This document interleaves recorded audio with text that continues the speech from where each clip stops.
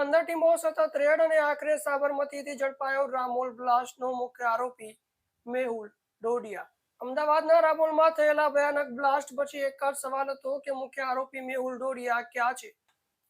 પોલીસની 15થી વધુ ટીમો સતત તેની શોધમાં હતી અને અનેક સ્થળોએ દરોડા પડ્યા. ટેકનિકલ સર્વેલન્સ, મોબાઈલ અને સંપર્કોની તપાસ થઈ અને આખરે અમદાવાદના સાબરમતી વિસ્તારમાંથી આરોપીને ઝડપી લેવામાં આવ્યો. શું હતી આખી કાર્યવાહી, કોણે આપી પોલીસને મહત્વની માહિતી અને હવે આરોપી સામે શું કાર્યવાહી થશે, જાણીએ આ અહેવાલમાં. રામોલ વિસ્તારમાં ગેરકાયદેસર ચાલતા ફટાકડાના યુનિટમાં થયેલા ભયંકર વિસ્ફોટને 9 લોકોના જીવ લીધા હતા.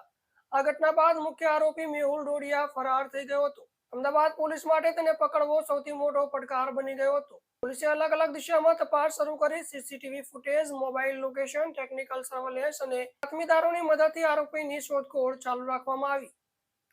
લગભગ 15 ટીમોએ સતત ઓપરેશન ચલાવ્યું અને આખરે સાબરમતી વિસ્તારમાંથી મેહુલ ડોડિયાને ઝડપી લેવામાં આવ્યો. ધરપકડ બાદ પોલીસે મેહુલ ડોડિયાને કસ્ટડીમાં લઈ પૂછપરછ શરૂ કરી છે. આ કેસમાં તેની માતા અને અન્ય એક શખ્સની પણ ધરપકડ કરવામાં આવી છે. તપાસ એ દિશામાં ચાલી રહી છે કે ગેરકાયદેસર ફટાકડાનું ઉત્પાદન કેટલા સમયથી ચાલતું હતું અને તેમાં અન્ય કોણ સંડોવાયેલા હતા અને સુરક્ષા નિયમોની અવગણના કેવી રીતે થઈ. પોલીસ વધુ પુરાવા એકત્રિત કરી રહી છે અને તપાસ હજુ ચાલુ છે. રામોલ બ્લાસ્ટ કેસમાં મુખ્ય આરોપીની ધરપકડને પોલીસે મોટી સફળતા ગણાવી છે. જોકે પોલીસે આરોપીને કઈ ચોક્કસ જગ્યાએથી અને કયા ઓપરેશન દ્વારા ઝડપી પાડ્યો તેની સંપૂર્ણ વિગત હજુ જાહેર કરી નથી. તપાસ ચાલુ હોવાથી વધુ ખુલાસા આગામી દિવસોમાં થઈ શકે. વિગત માટે જોડાયેલા રહો DMNAT ન્યૂઝ, ગુજરાતની વાત જનતાની.